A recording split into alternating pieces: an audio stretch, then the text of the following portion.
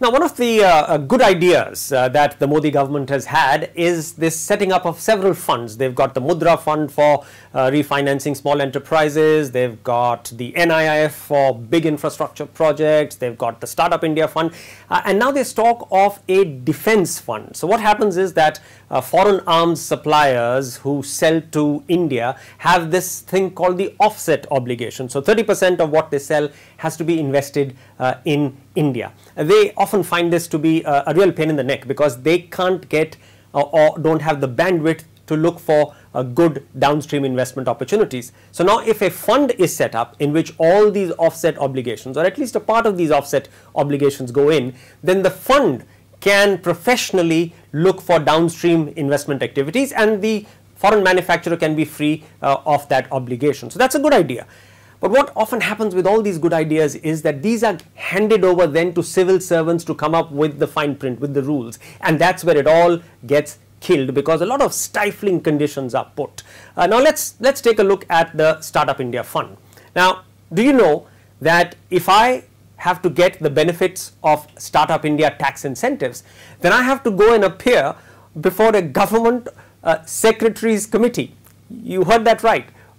I have to appear before a committee of government secretaries whom I have to convince that my project is high tech. Now, what do government secretaries really know about market forces and about high tech enterprises? And it's not just this. Once I've convinced the government secretaries and I've got an investor, now that investor, for him or her to get tax incentives on their capital gains, they have to then put those capital gains back in a government mandated fund.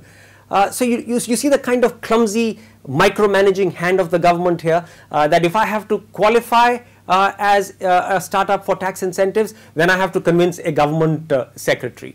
If I have to make tax exemptions on the gains that I make on these startups, then also I have to put the money into a government fund. So it's all very clumsy, it's all very micromanaging, and these sort of asphyxiate the whole original idea itself.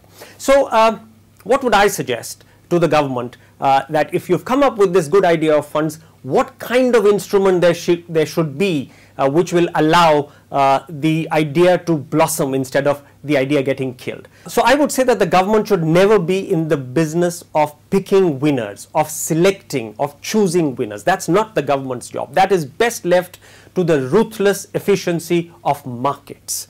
What the government should do is that if it has got the money in the funds, it should create a capital protected instrument, so that public money, taxpayers' money is not exposed to equity risk. So they have a capital protected instrument. On top of that, there could be an equity kicker if the underlying project is successful. So they get an equity kicker, but they don't take the entire equity risk. And finally, the government should not, as I said, get into selecting the projects. The projects for investment should be selected by well-known, globally benchmarked private equity funds. These could be Indian, these could be foreign ones like the Carlyle Group, like KKR, like Temasek.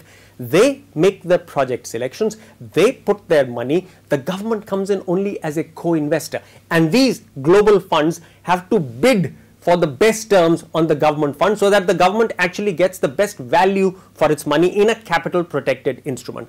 And if the global fund also has a large stake, then remember, they've got skin in the game. They will be very careful. If these three commandments are followed, then I am convinced that this funds idea of the government can be a real winner. But the joker in the pack is that these ideas are so simple that they may not fly with our civil servants who like to make things complex. What a pity.